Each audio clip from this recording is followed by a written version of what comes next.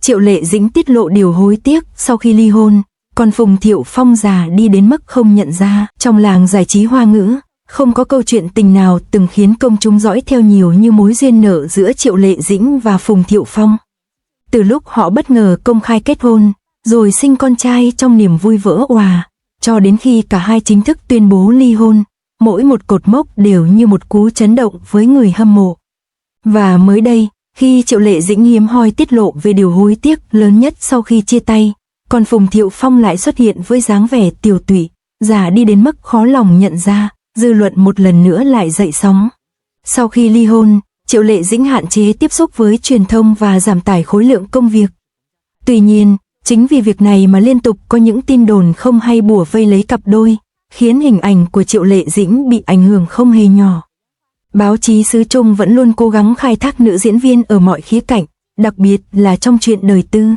Mới đây, khi tham gia một sự kiện, MC của chương trình bất ngờ đặt câu hỏi nhạy cảm rằng, sau khi ly hôn, liệu cô có nuối tiếc điều gì hay không? Triệu Lệ Dĩnh thẳng thắn trả lời, tôi có khả năng biến bản thân trở nên tốt đẹp hơn để bù đắp lại tất cả những tiếc nuối trong lòng, củng cố lại nội tâm, giành lại thế chủ động. Chỉ có như vậy thì mới có thể sống tốt hơn vì bản thân mình. Câu trả lời này nhận được vô số lời ngợi khen của netizen xứ Trung. Trang Kiêu Kiêu nhận định rằng, Triệu Lệ Dĩnh giờ đây đã trở thành một người phụ nữ hoàn toàn độc lập, có chính kiến và có sức mạnh. Không chỉ vậy, khi được hỏi giờ đây Triệu Lệ Dĩnh gọi Phùng Thiệu Phong là gì, nữ diễn viên đáp, là bạn. Có thể thấy việc ly hôn hoàn toàn không ảnh hưởng đến cuộc sống của Triệu Lệ Dĩnh. Nàng, Sam, có cách ứng xử riêng không chỉ với tình yêu mà còn với công việc. Hậu ly hôn, người đẹp họ Triệu vẫn cố gắng làm việc chăm chỉ, dù tình yêu có tan vỡ cũng không để lại nhiều vướng bận. Đặc biệt, nhan sắc lên hương, đẹp hơn cả thời con gái của Triệu Lệ Dĩnh cũng khiến netizen chú ý. Ảnh sự kiện do studio chụp đẹp đã đành, ngay cả ảnh camera thường do team qua đường chụp cũng không thể làm khó được bà mẹ một con. Trước đây cô nàng vốn sở hữu gương mặt tròn trịa, bắp tay có phần thô, vậy nhưng trong loạt ảnh sự kiện chụp hôm 10 tháng 6, nàng, Sam, hoàn toàn gây ấn tượng với gương mặt V-line thon nhỏ cùng xương quai xanh quyến rũ.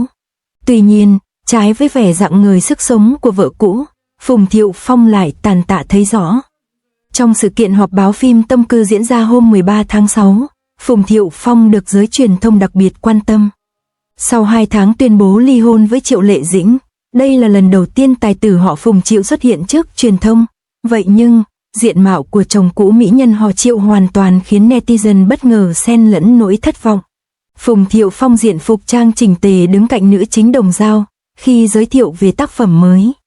Tuy tài tử thi thoảng mỉm cười nhưng lại có vẻ hơi lơ đễnh, thờ ơ. Ngay cả khi Đồng Dao bước sang phải, anh cũng không để ý. Anh một mình đứng một góc khung hình, trong khi 3 người còn lại xô về một góc để trả lời phỏng vấn. Phải một lúc sau, Phùng Thiệu Phong mới phát hiện ra sự đơn thương độc mã của mình, biểu cảm đầy xấu hổ, ngại ngùng. Tài tử lập tức nhích đến cạnh Đồng Dao, góp vào câu chuyện. Trang Kiêu Kiêu đánh giá Phùng Thiệu Phong không giấu nổi vẻ già nua, xuống sắc, làn da chảy xệ cùng đôi mắt thâm quầng.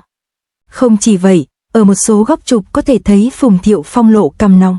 Trên MXD, netizen xứ Trung bình luận, thật khó lòng nhận ra đây là Phùng Thiệu Phong, trông anh ấy già đi nhiều quá. Sau khi ly hôn dường như tinh thần của Phùng Thiệu Phong không được tốt cho lắm. Tự dưng tôi cảm thấy anh ấy thật đáng thương. Nhìn lại visual ngày còn ở thời kỳ đỉnh cao là biết Phùng Thiệu Phong giờ đây tàn tạ tới nhường nào. Có thể nói, biến cố trong hôn nhân cũng như tuổi tác là điều khiến cho tài tử họ Phùng thay đổi nhanh chóng. Bên cạnh đó, Triệu Lệ Dĩnh hay Phùng Thiệu Phong giành được quyền nuôi con đang là câu hỏi lớn được cư dân mạng vô cùng quan tâm. Nhiều nguồn tin cho rằng Triệu Lệ Dĩnh mất hết quyền nuôi con vào tay nhà chồng. Cặp đôi đang nhảy vào cuộc chiến giành quyền nuôi bé Tưởng Tưởng. Mẹ Phùng Thiệu Phong được cho là người bất mãn với cô con dâu, Sam. Những giọt nước mắt muộn màng của Triệu Lệ Dĩnh trong một cuộc trò chuyện riêng tư được chia sẻ lại. Triệu Lệ Dĩnh không giấu nổi sự xúc động khi nhắc đến quãng thời gian sau ly hôn.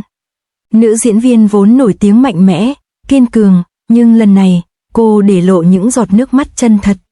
Điều hối tiếc lớn nhất, theo lời cô, không phải là việc mất đi một cuộc hôn nhân, mà là việc con trai của mình không thể lớn lên trong vòng tay đầy đủ của cả cha lẫn mẹ. Cô nói rằng, những năm qua, dù có bận rộn đến đâu, dù lịch trình quay phim dày đặc, nhưng cứ mỗi khi trở về nhà, nhìn thấy con trai chỉ quấn lấy một mình, cô lại cảm thấy có một khoảng trống khó diễn tả. Tôi luôn tự hỏi liệu con có đang thiệt thòi hay không? Có những lúc tôi cố gắng mạnh mẽ để bù đắp, nhưng không ai có thể thay thế được hình bóng của người cha trong lòng đứa trẻ, Triệu Lệ Dĩnh nghẹn ngào chia sẻ. Câu nói ấy khiến hàng triệu khán giả rưng rưng.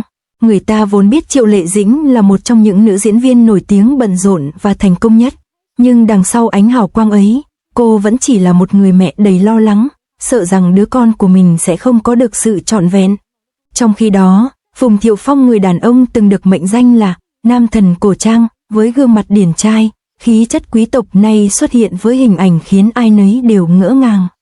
Một số tấm ảnh chụp gần đây cho thấy anh đã sút cân khá nhiều, gương mặt hốc hác, tóc điểm bạc, những nếp nhăn hằn sâu nơi khóe mắt. Có người thậm chí đã thốt lên rằng, đây còn là Phùng Thiệu Phong mà chúng ta từng biết sao?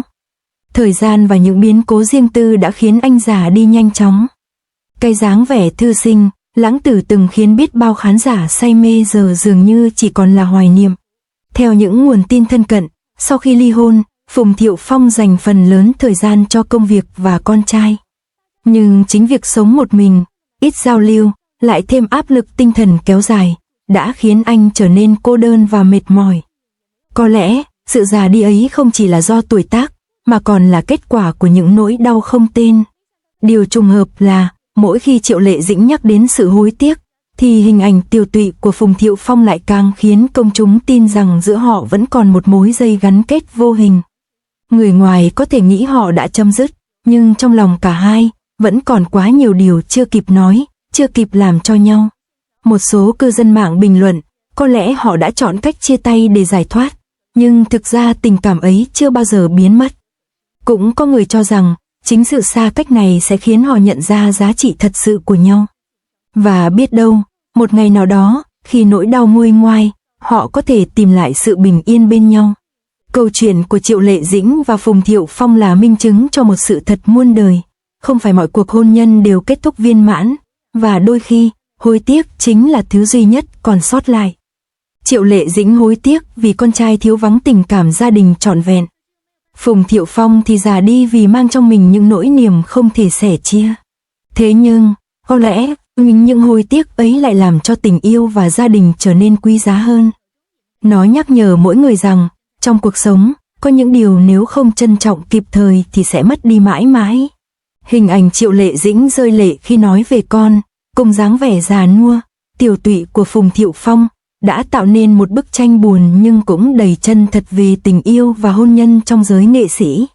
Dù họ có trở lại bên nhau hay không, thì điều mà công chúng mong mỏi nhất vẫn là cả hai sẽ tìm được sự bình yên, và cậu con trai nhỏ sẽ luôn cảm nhận được tình yêu thương từ cả cha lẫn mẹ. Có lẽ, thời gian sẽ là câu trả lời cho tất cả. Nhưng chắc chắn, trong lòng khán giả, câu chuyện tình của Triệu Lệ Dĩnh và Phùng Thiệu Phong sẽ mãi là một trong những giai thoại buồn đẹp nhất của làng giải trí Trung Quốc.